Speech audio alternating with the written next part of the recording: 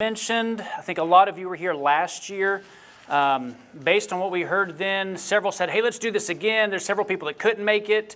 And so what I heard is, can you do it again next year?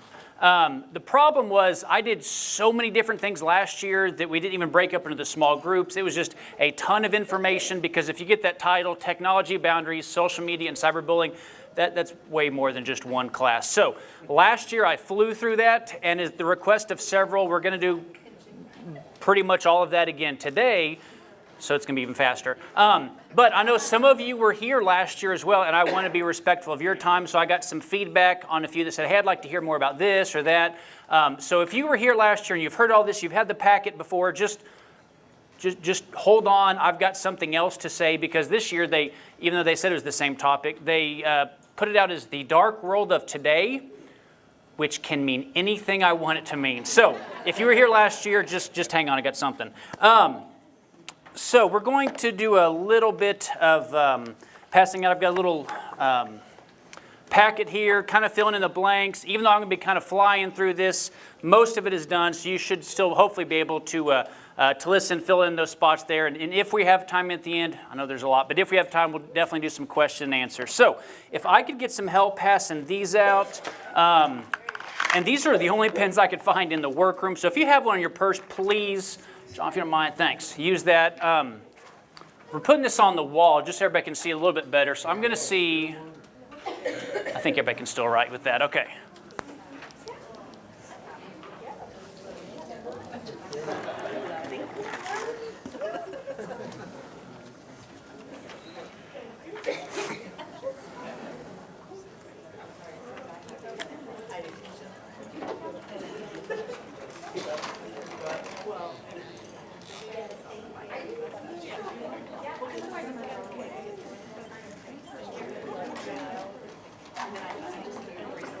Okay, raise your hand if you don't have a packet or a pen. One up here at the front table, a couple at the front.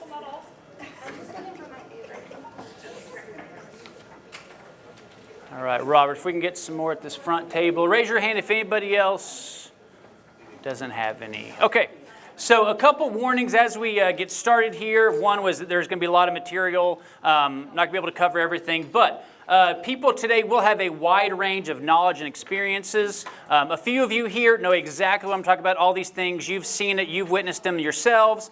Some of you may be totally new. Some of you may be here saying, hey, I want to get some information, with my grandkids, what they would be on, maybe some devices, other things. And this is like I'm talking Greek to you. So I realize we have a wide range of people here with that. There is too much to cover in just one setting. We're going to do as much as we can now. And my contact information, if you don't already have that, is on the paper. So you can let me know later if you have any questions at all.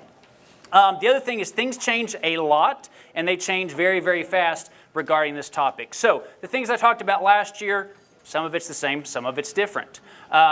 Things have changed over the course of my time here since I've been at Waterview. A number of years ago, teens didn't have cell phones. They weren't online. And then this thing, you won't even know it, most of you, called Zanga appeared. It was kind of like this online blog. Yeah, a few of y'all realize. Okay, so there's a little online blog that was very simple, but it was fun. And then teens got off of that. They went to MySpace. And then that was kind of fun. And then they realized their parents were looking at all of those. So then they would either block their accounts or go to other things. Then Facebook started. Facebook was just for college people at one point.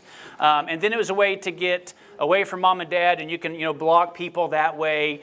But then everybody got a chance to go onto Facebook. And then a lot of teens jumped off of Facebook. Most of our teens don't even use Facebook anymore. Then text messages were coming on the scene. A lot of our teens at one point used Twitter.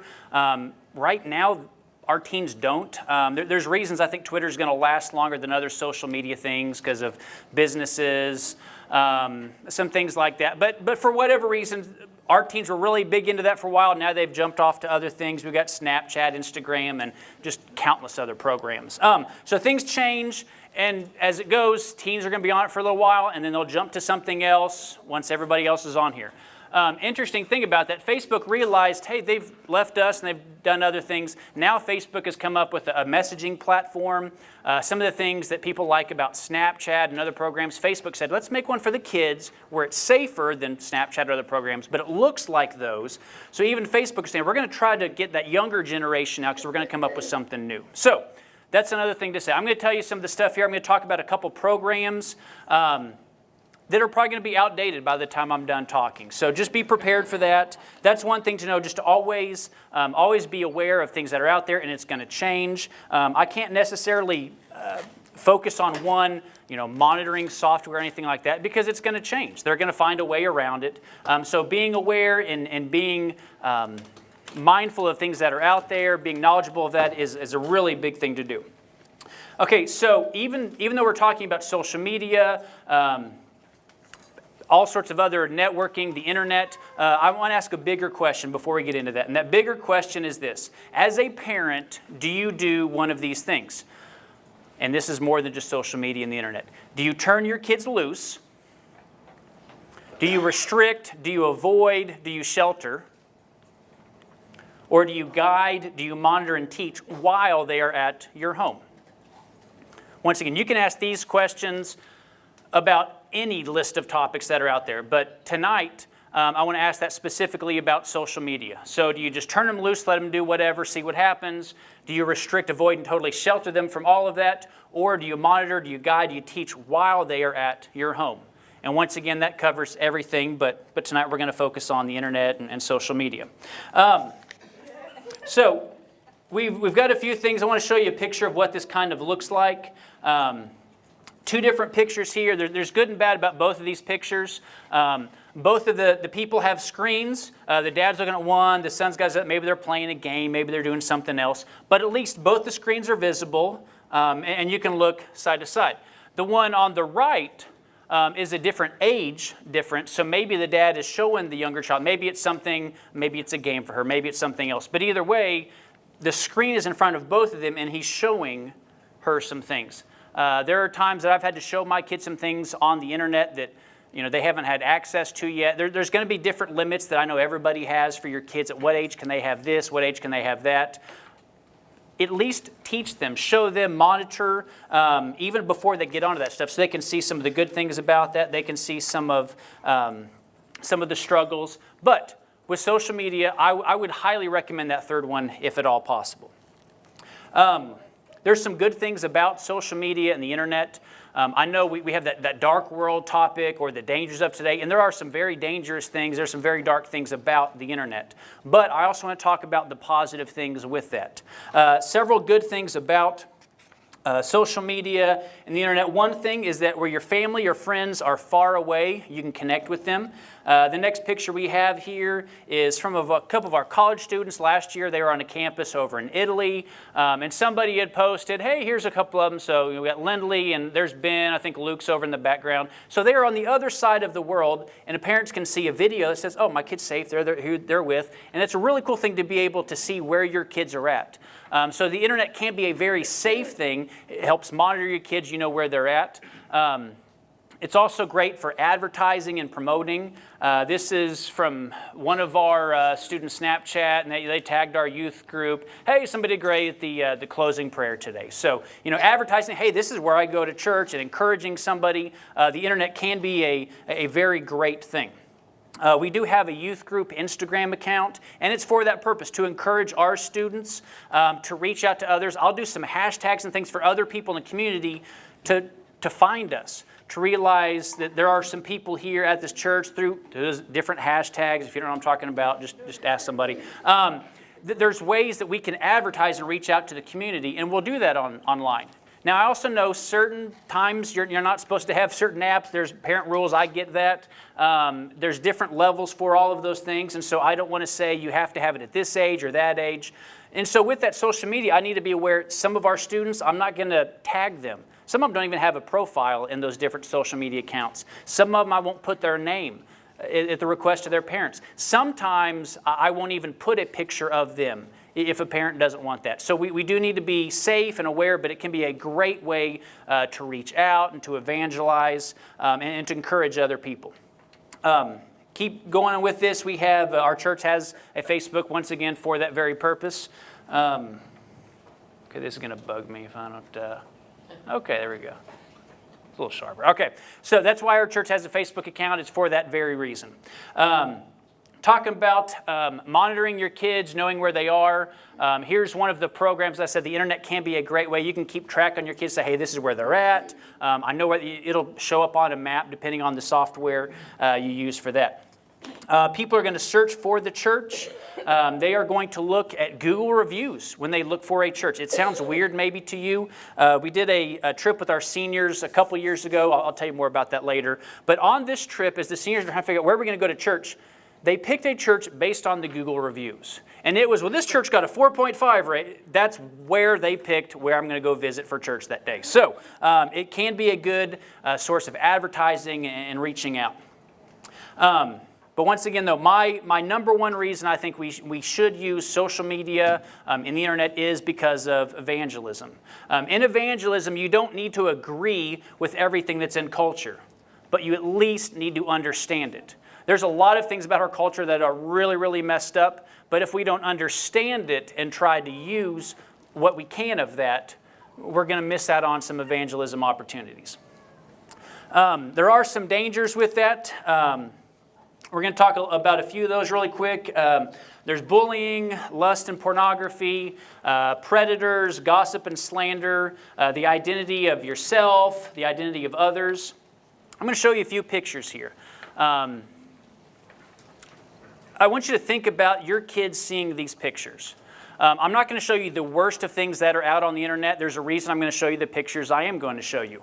I'm not going to show the lust and pornography ones for obvious reasons, but there are some other ones. But I will say there is still going to be a PG-13 warning on the things you're about to see or you're about to read out of these pictures.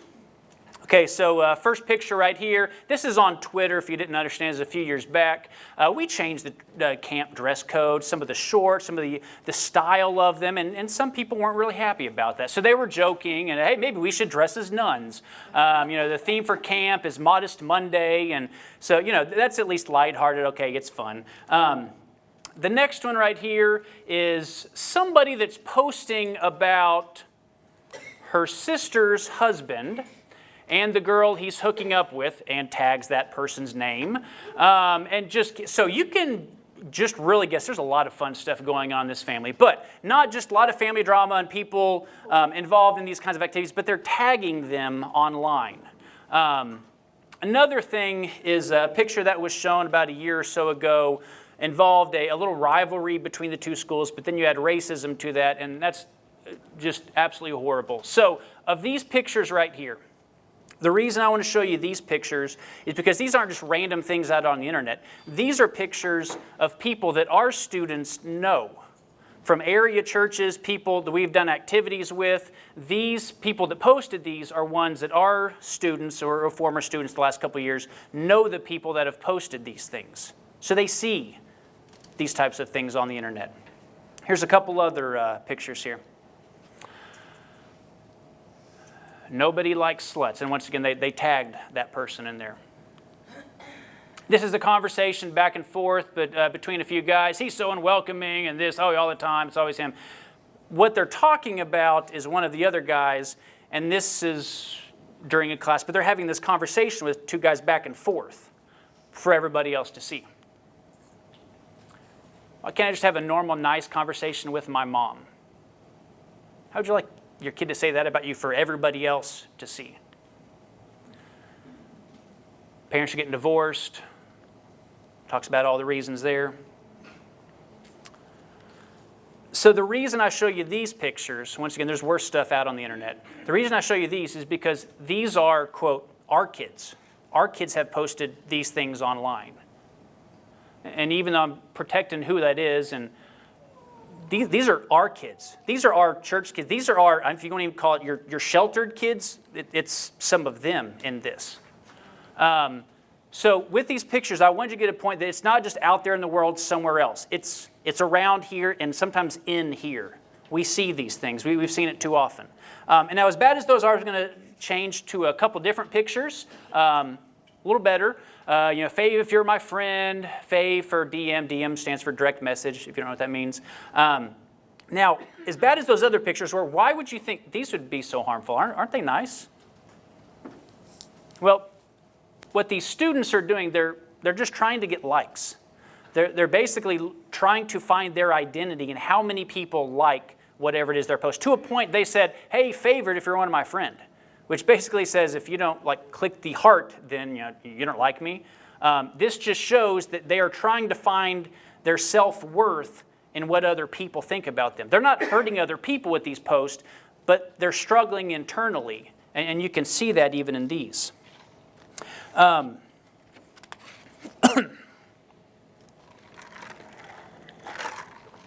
So I'm going to keep on moving, like I'm just kind of flying by some of this stuff. Those dangers aren't new, but there is something new about that, and that's the availability of the social media applications, all the internet and everything with that. It's worldwide, it's instant, and it's also, in some ways, anonymous. A lot of ways it is anonymous, and I also kind of quote around anonymous because it's not always anonymous. The things you think are anonymous aren't.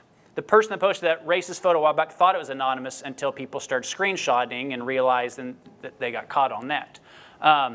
So in some ways they're going to act like it's anonymous, and they're going to do some things that they wouldn't do in front of somebody's face, but it's not really anonymous. There's a couple passages, once again, just for sake of time, write these down, check them out later. I think these are great passages to talk to your kids or grandkids about with social media. Write those down there.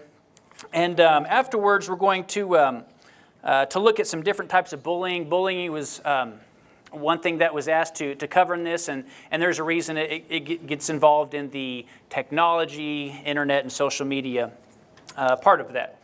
So there's some definitions for bullying if you want to write down. Excuse me. Okay, so there's the physical bullying.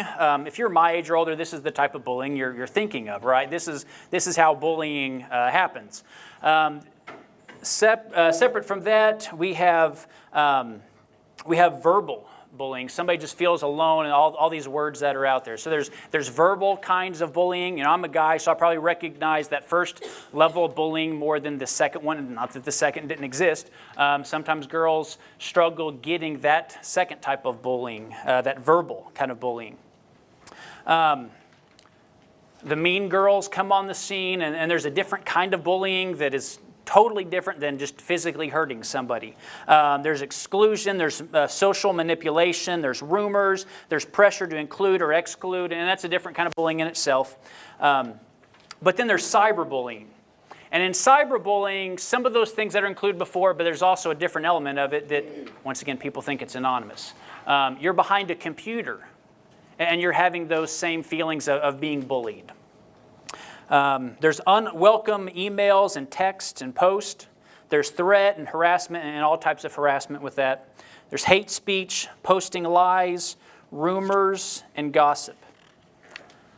I'll tell you guys, on this last one, I know it's out there, and we've seen it before with those pictures. I mean, I've had to deal with one of our former teens talking about a former adult leader. Some issues in the past, but then now it's resurfacing later through online cyberbullying, coming back again and trying to, and in her mind's intimidate and get close. In his mind, that's I don't know what he's thinking, but that's what's happening there. It happens. I've had to deal with it here way more often than we should. So bullying isn't new. Their cyberbullying does create some new developments with that. There is a much larger audience. It's not just two people in a fist fight. Once again, it's worldwide. The ease of access, it's descriptive, and the visuals. Remember some of those pictures as before. There's more courage if they feel that they are untouchable. It's done through private messages, emails, comments, public blogs, social apps, even things like catfishing. Catfishing in some way could be related to how people have human trafficking. We'll talk about that a little bit later. But catfishing is basically thinking or pretending you are somebody else, putting out a fake identity and basically tricking somebody that way. They're moving to more anonymous apps. Snapchat, Yik Yak used to be one, it's changed. So there's more private chat, not like Facebook where everybody can see it, more private. When Snapchat at one point, when it first started, I even sent an email out to our parents kind of warning them, said, hey, you may want to check this out, because it was designed for somebody to send a message, picture, video, whatever, and it would disappear. There was no way to screenshot it, and so there's a lot of dangers with that app. Now, thankfully, they've changed the app. It's still not the safest app because it's still very private. But there are more private apps like that Snapchat and some others than ones you think of like Twitter that, they're having a conversation back and forth and everybody can read it. So once again, going back to what we talked about earlier, that even bigger consideration. Do you turn them loose? Do you restrict? Do you avoid? Do you shelter them? Or do you guide, monitor, and teach them while at home? Once again, I've seen the first two go horribly, so I'm really going to encourage you on that third point in a lot of ways. And so I'm going to say, hey, here's some steps. If you want to teach and guide, monitor them while they are at your house, while you can observe and help them and talk them through some of these things, here are some positive things to help out with that. The first one, recognize technology is not the problem itself. It's also, and it can be, a wonderful thing. But the issue is the way in which technology is used. Next thing, just be clear, you are not a friend, but you're their parent. Be sure to set a good example yourself. And communicate that social media access is a privilege, so you should be the one with the final say on boundary and limits. It doesn't mean they can't have a say. It'd be a really good thing to have a conversation. What are some good boundaries? What are some limits? And you have a conversation depending on their age, but you get the final say being the parent. A couple things with that is always have their passwords. Always have their passwords. And frequently check their phones, their apps. I know some things can be deleted. We'll talk about that later, but always check their phones. Have those passwords all the time. Use the internet and apps as motivation or discipline.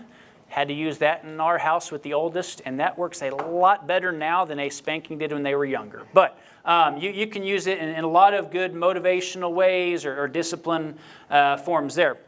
Other thing is keep it away at night. There are multiple reasons. It's not just, what are they going to look late at night when everybody else is sleeping? It's not just that they're going to see bad things, but they're also going to have just a constant stream of being addicted to the phone, and they're also not going to get a lot of sleep. Maybe it's because they're up watching videos late, or maybe even if they put it to the side, if it's beside them and they're getting the notifications, or if they're hearing it buzz. Studies are coming out about how the sleep patterns are worse if your phone is near you.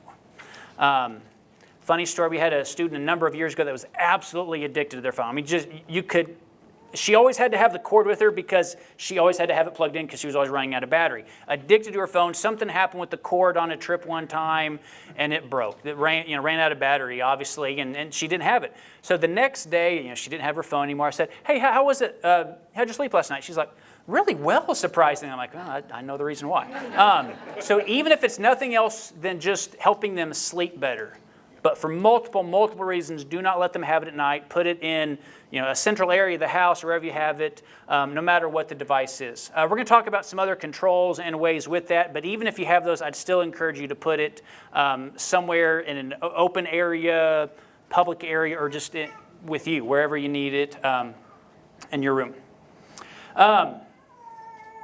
Another thing is talk about what you see and discuss what happens with your teen, even if they aren't online themselves. Remember those pictures from earlier, the dad, maybe they're just playing, but maybe showing them some stuff on the two different screens. And then the one screen, and they're looking at something together. There's some of the things I've showed my kids and said, hey, what do you think about this online? And most of them aren't online yet, and there's all sorts of things that neither of them have. But you talk to them about the good and the bad and everything else there so that they can see it. They can have a conversation before they just get unleashed into the world of the internet. Have a conversation with them and show them, because it's going to help prepare them to make those good decisions later if they've seen somebody else make that mistake. I'm the second child in my family growing up. I saw some mistakes my older sister made, and I was like, I'm going to go this way, whatever the choice was. When I was younger, I went with my dad's a preacher, and I went with him to go visit somebody in the hospital. And I'm not sure why I went on this specific visit, but maybe it was my dad's wisdom in saying, there's probably a good reason I'm going to bring him to this. I would go visit people in the elderly home before, and in the shut-ins, but this was different. My dad was telling me this guy was sick, and he was a little bit young, but okay. So we're in a nursing home, and I'm seeing a guy who's, I'm going to say, about 30. There's something odd with this. And he's just struggling. He's dying. I mean, there's no other way around it. There's something really wrong, and with his age, why is he in here? So we're encouraging the person. I'm leaving, and however old I was, I still remember this visit. I told my dad, like, so what's going on with this? And my dad told me about this guy was suffering from HIV and AIDS and all the wild living he had done. And I saw from my own eyes what was going to happen with that. Now, if I would have had, the talk from my parents about, be careful and safe, and this is what God's plan, all fine. But when I saw somebody and their consequences, that it sunk in. And so maybe showing your kids, hey, this is what happened with this student online. This is what they posted. This is what happened with them later. Maybe it'll help them prepare for, I'm going to make a different choice and have some better outcomes in my life. So talk about it with them, see it with them, discuss it with them. Research things. There's a couple. Once I'm just throwing some. I'm not recommending one. There's one called Force Field. I think that was put out by Focus on the Family. Screen time is out there. That's some of the stuff with Apple products. I got some feedback on that a little bit later. I'll share as well. Another thing I would suggest is that you limit the number of notifications. Change the setting to limit those. Not every app they has to beep really loudly. You can make them silent. You can make it where you shut a whole bunch of them off. Once again, studies are being done when something's here and you're addicted to it, and there's another notification and then another. So find ways to limit the notifications, the instant access. Once again, every app is going to be different on that, but try to find a way to limit those notifications. Just remember, as we said earlier, things are changing, so just keep learning, keep moving. The things we've talked about tonight are probably going to be different tomorrow. So if you're here and your teen is in those teen years, your kid is in those teen years, and you're into these apps, great. It's probably going to change in a year. But if you're somebody that, okay, my kids are younger or my grandkids are younger, whatever that is, just know these basic ways of making some decisions, and just know that the apps are going to be different in a couple of years. So keep the thought process behind it, but just know I'm going to keep looking for new apps, new things that are going to be out there. And so always stay learning with that. Okay, so in the packet, there's a couple other things, other scriptures to consider. Once again, just for the sake of time, just write these next ones down. In fact, last time we discussed this, we had questions at the table that I'm going to mention here. We're actually just going to say, if we have time, we'll cover these later. What are some social media ideas, tips, tools? If we have time, we'll cover these a little bit later. But at least for right now, write those scriptures. These are great scriptures to look at. And once again, as you're talking with your students, with your children, talk about these scriptures with all those. Once again, just write them down now. I think they'd be great to talk about later.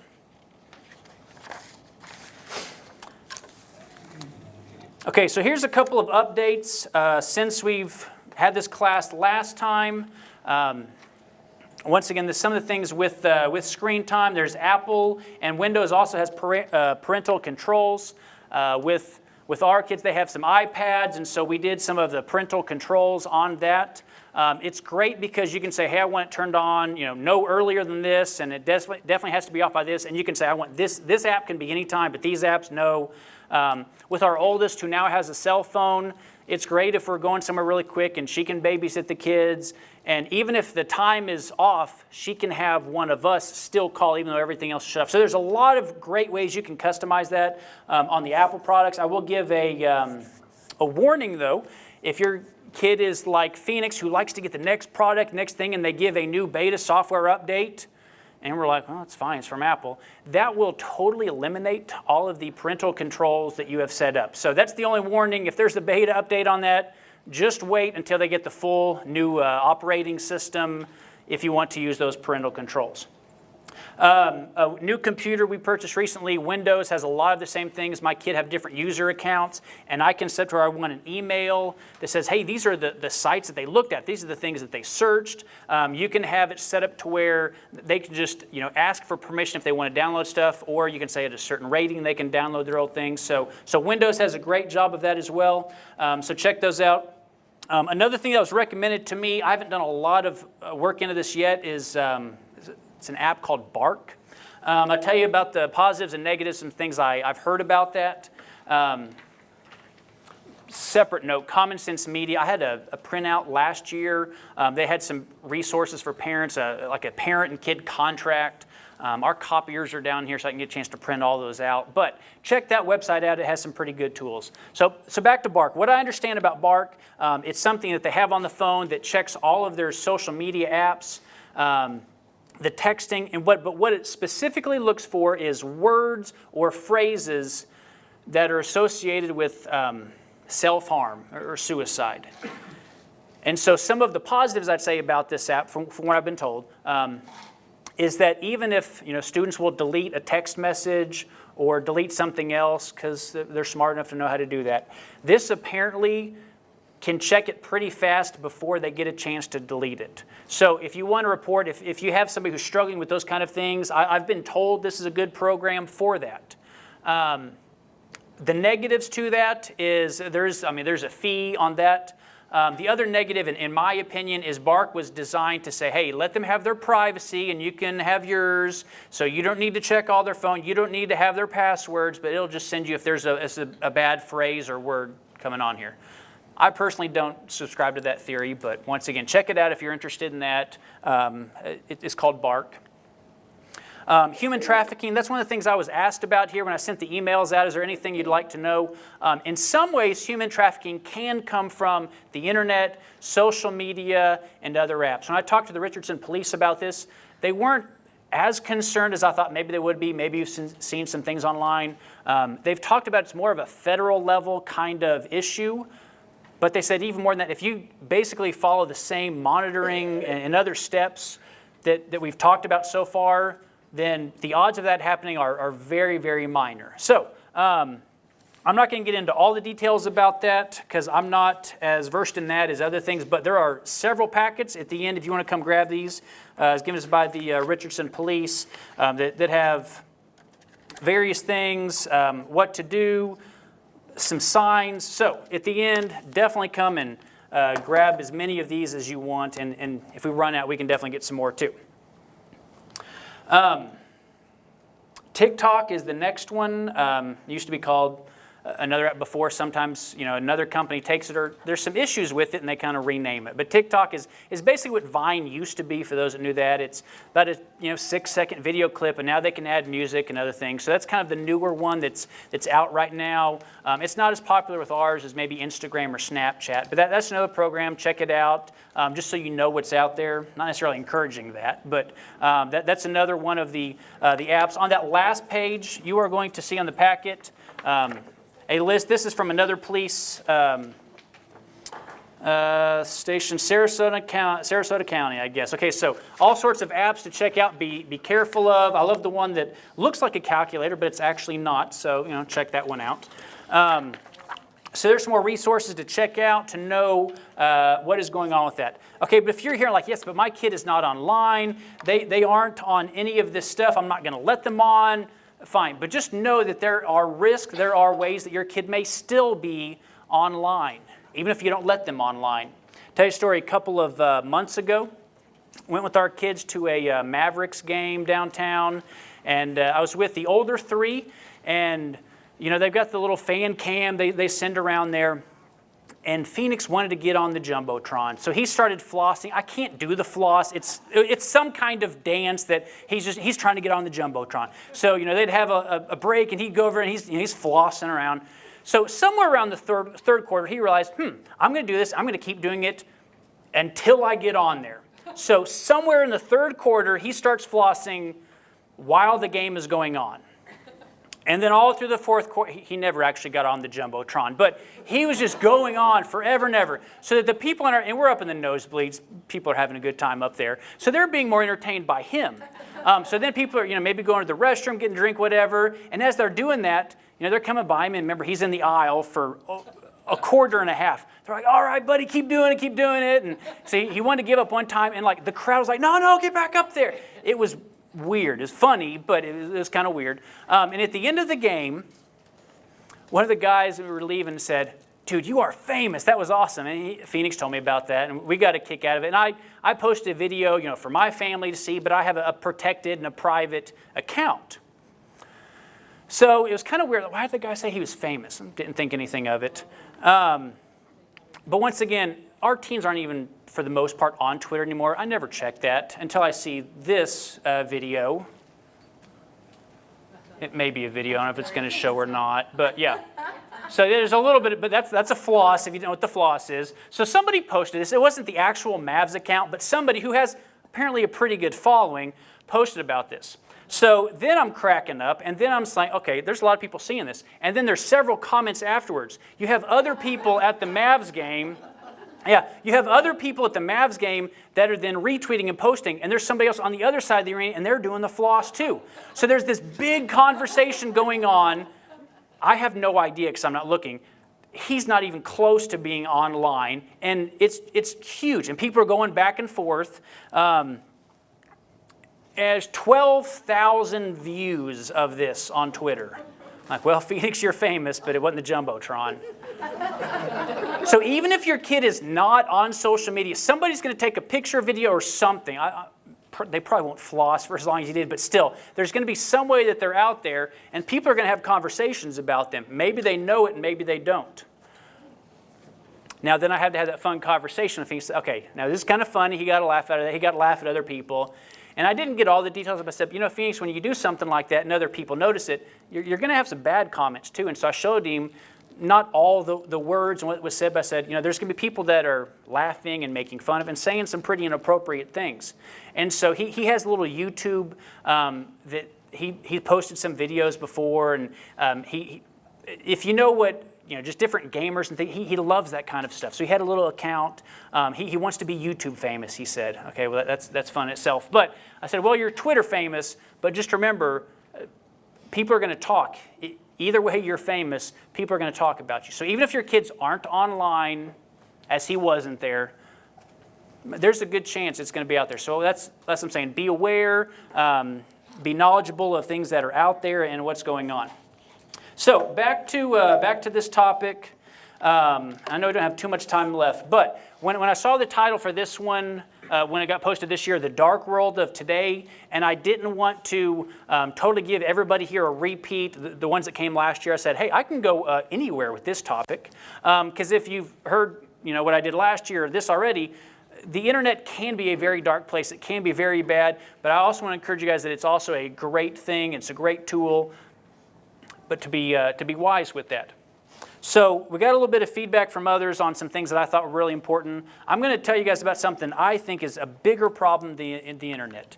Yes, the internet, for a while, people didn't know how to navigate that, and so it caused a lot of problems. I think people are a little wiser now. They've seen the older sibling go through, and now people are making wiser choices. The thing I want to talk about now is, I think, worse than any problem related to the internet. If you have your packet in front of you, let me, like I said, the printer went out, so I need to double check on this right here. The big problem today, in my opinion, is that people aren't like Noah. We think of Noah, that he was the guy that followed God even if nobody else would.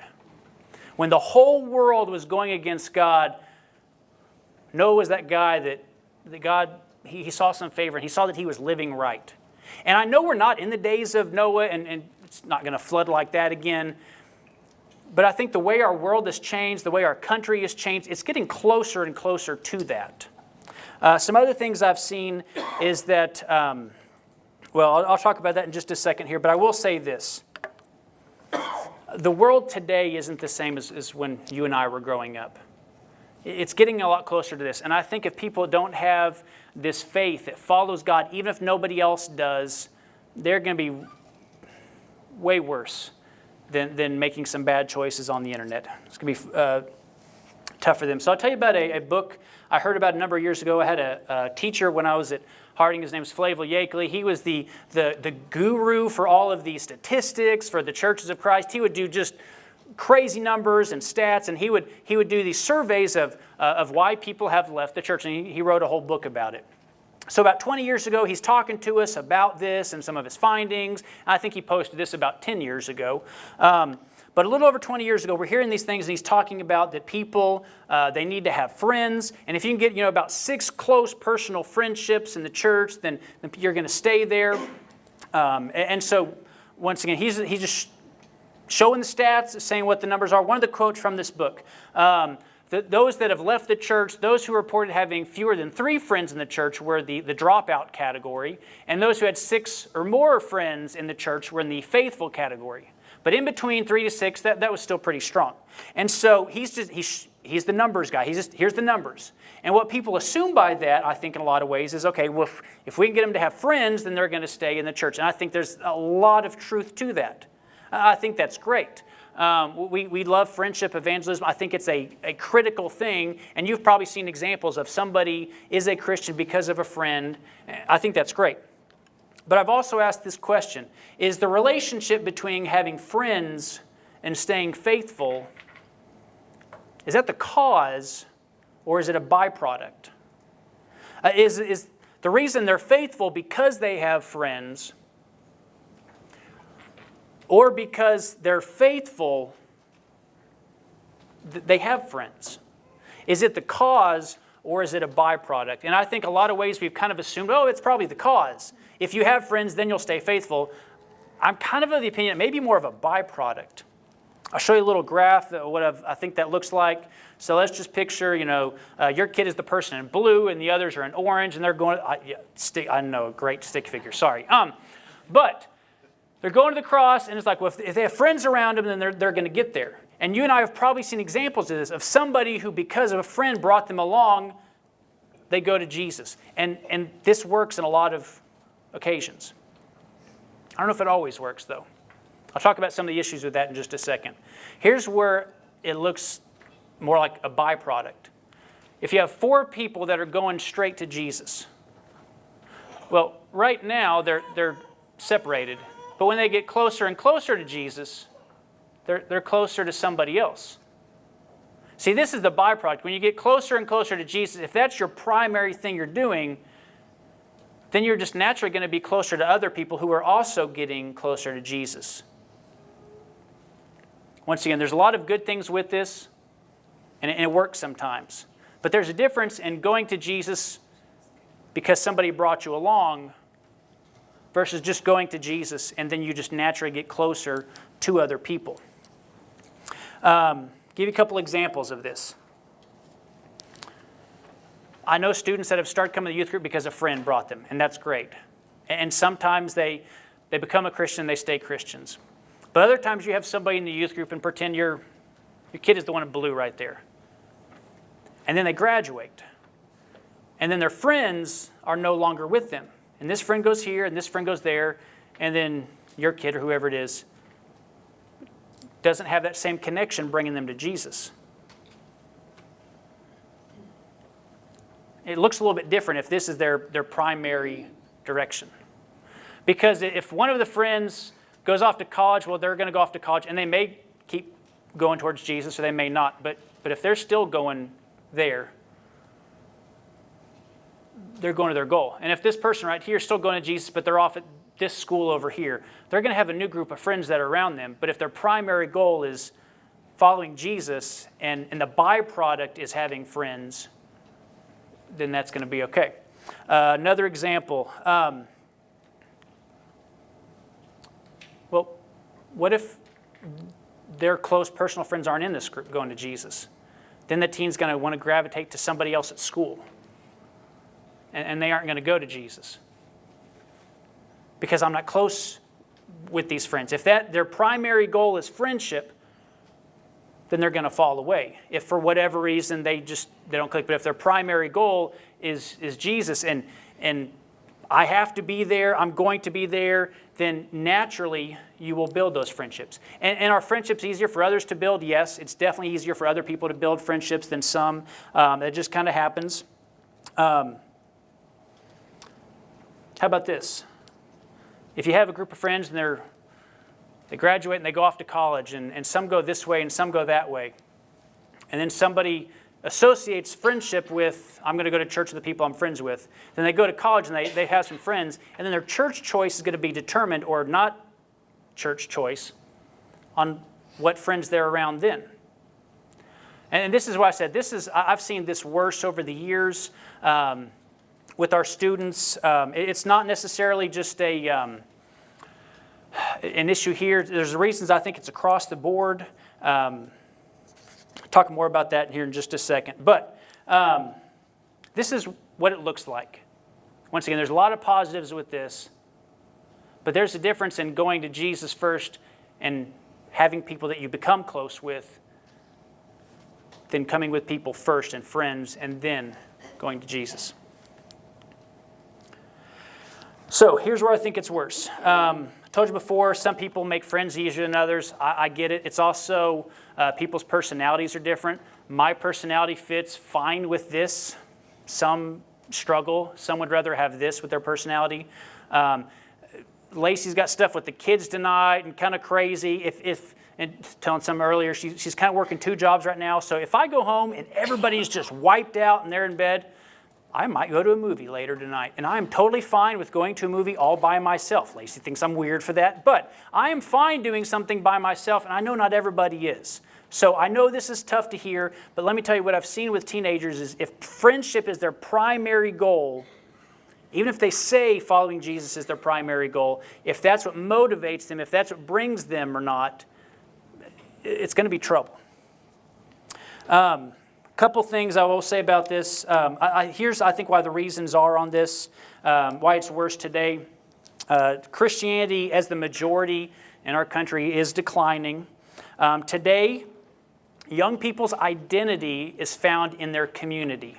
Community is another big topical word there, but their identity is found in who their community is. I mean, that's even true 20 years ago. I had friends, he wanted to be different. He dressed in goth because he didn't want to be like everybody else. So he wanted to be different. But then he hung around with the people that also want to be different and dressed the exact same way. We always want this community, but I think it's getting worse and worse today than even that it used to be. There's increased pressure from the world against Christianity. And even just the way our students are taught at schools. Just the way that they do activities, our work situations are more group-oriented than they ever used to be. 20-something years ago, that wasn't the case. A little over 20 years ago, I had a job. I was in high school. And I remember my manager at the store that I thought at the time was a little old school. So, that's also 20, 25 years later. Now we're doing the math. One of my coworkers was talking to him about their project at school, and they were doing a group project. Well, now that's nothing. But at the time, it was kind of a new thing. And this manager could not deal with group projects and a group assignment and a group grade because that, in his words, that was communism. Okay? So 20, 25 years ago is a little new, I get it, but everything now in schools and teaching and your workplaces, for the most part, are group-oriented. So once again, if you find your identity in a group and then you associate that with the church, well, that's fine if you have a group that's going to Jesus. But when they move, if something happens, if the friends have a falling out, if this isn't their primary goal, it's going to be rough. We had a great retreat one time a number of years ago, just amazing, great teaching, great lessons. And something happened with one of the girls, she liked one boy, he didn't like, it's one of those things, right? And at the end of the weekend, I was like, hey, how was it? She's like, it was horrible and this and that. I'm like, she just totally missed out on the most important thing. Okay, but I know they're teenagers, that they're struggling with that. But keeping that is the primary and the focus. So what it looks like is, I'll give you a couple examples. When spiritual choices are decided on whether or not a friend is going. Well, my friend isn't going to Bible class. I'm not really close to anybody in Bible class. yet. So I'm not going to go. Or I'm not going to go to this camp or this mission trip or retreat because, well, but this person isn't going and they're busy with that. And we do a ton of things at the church. I know you can't do everything.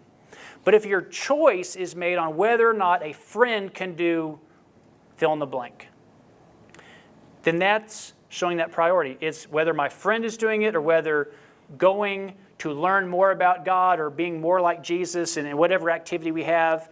If they're able to go, I'm going to encourage you parents to push them to go. Because I've heard that too many times before from, well, they don't have a friend that's going or they don't. That's what it looks like. Another example of what that looks like is an increase in the instant results, not letting children learn through a process.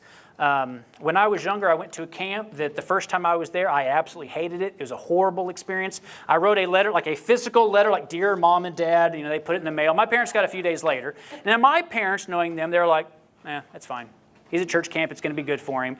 And the good thing is they picked me up. I loved it. I had an amazing experience. But that first day was rough because I was new there. I didn't know anybody, and it wasn't what I was used to. Well, that was fine then, but now people have cell phones. And so there's been a couple of times with a student that has a phone, I've got a parent that has called me or texted me 30 minutes into a trip. Hey, nobody's talking to my kid. Okay, now we want kids to encourage, but they've asked this question, can I go pick them up? They want to leave. I'm like, tell them no. Push them, encourage. These are problems I'm seeing, and this has a culture around us that says if their friendship or the people that are around them, if they feel that connection or they don't, if that is what is making the decision, they're going to have some problems. Another example of what that looks like. Hey, are you going to go on whatever the class or activity is? Well, I'm going to see who's going. They're going to ask that question. Or only if this person goes or that person goes. Another example, one time we had an event to where, once again, we have a ton of activities here. We can't do everything. And somebody wanted to do something. We're like, great, go do it. But they wanted me to officially do it. And sometimes it even conflicted with other things we had. But they just kind of want to do their own thing. And well, that was them. Was used to that. And then it became an issue to where if we didn't say that we all are supposed to be doing this thing, they felt that they were being neglected. Like we sent money to this. We said, hey, people want scholarship, great. We'll give them a van. But if we weren't saying you have to do this one activity, then they felt that their kids were being neglected. So even if somebody says, hey, I want my kids to do something spiritual, they need to feel that other people have to do the same thing. And I know I want my kids to have good, close, and personal friendships, but that should not be the number one priority in my life. Because let me tell you, it does not end well if that is. So here's some how to helps. I know we're getting close on the time here. So here's some ideas on how, how to help with this. Push them to go. One more click, sorry. Push them to go and be involved.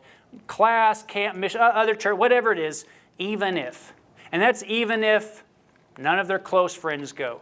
Even if they don't know a single person. There's been times that I know my personality is a little bit different than this. I was the only person I knew at this camp, at this activity, and I had life-changing experiences. But it took an effort. My parents forced me to go at times. When they read that letter, they did not call the camp. They said, well, can I come? They pushed me. They knew it was going to be okay.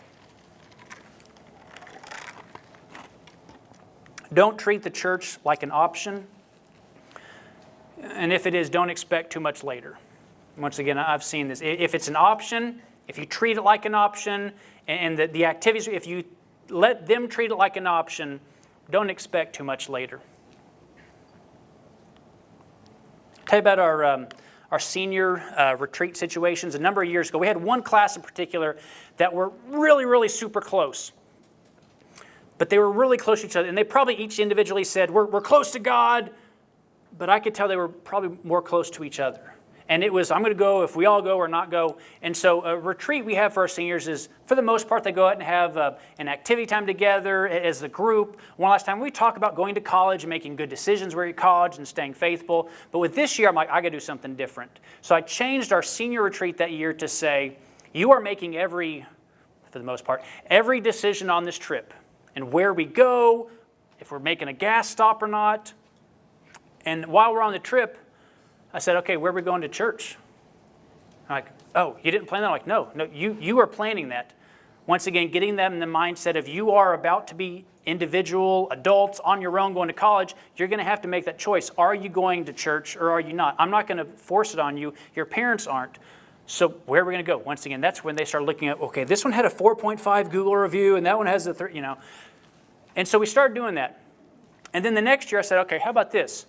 If they're still sitting by their friend, now we're going to go to a church we've never been before, that they have to look, they have to know how to find a church, and they're not going to be able to sit with anybody they know.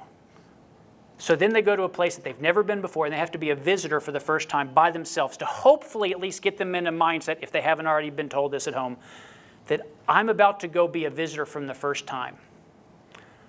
I've seen teens struggle when they graduate and they go from here, and even though they say they're close to God and others, they really struggle with being a visitor for the first time. And sometimes making that leap of faith to go on their own and to be, once again, a visitor for the first time, making new friends. If they associate friendship first, and then I'll come to God or I won't, and they make those decisions on sometimes where they're going to church based on who that friend is. Here's another how-to. Here's another help on that. Well, once again, be like Noah. Encourage them, even if nobody else is going. Do the right thing. It may help you individually, and you may not have any friends on this, but it's going to be good for you. Now, one thing we know about Noah, we talk about him, and he's the one guy, but there was other people on the boat with him. So I tell the teens this, and I want you to tell your kids, go even if nobody else is going. But bring as many people as you can. I mean, don't let whether or not they go be your decision, but make your decision first and then bring as many people as you can. If it's just your family, that's awesome. Another thing about Noah, sometimes you need to tell them about the church. And the church is awesome. The church is the best thing. God has wisdom in making the church. But sometimes the church stinks. In fact, because the church is so awesome and it's what it should be, when we get hurt, when somebody says something, somebody does something, the church really at times stinks worse than anything else in the world because it shouldn't. So sometimes you need to have those conversations with your kids and say, hey, I know this you thought was your friend or wasn't, and they're at church. It stinks. But talk to them about that. Talk to them about even in the church, even though it shouldn't, at times it does stink. But it shouldn't change whether or not you're going to church or you're going to be involved in the church. And I think back about this. Once again, being like Noah, I'm sure Noah reeked being inside of that ark. Just think of those animals and how long that was and all of, it stunk. I would much rather smell like an ark than to be outside of it. So just make sure they know that. Yeah, sometimes the church does stink. And being like Noah, it puts you in a place that is really uncomfortable and it's bad. And it does stink, but it's much better than being outside. And that's talking about the church as you think about what happens on the ark if you're outside of that. So I know it's right at 8:30. I know we have people watching the young kids, so I will stay here as long as anybody needs. I don't want the babysitters to feel like they're in an ark. Yeah, so I'm going to hang out here. Let me know if you got any questions. If you have to run as well, name and number is on there. Come and get one of the human trafficking flyers. Like even if you're not, I wouldn't think that'd be an issue. It's good information, good thing to read about. So. Oh,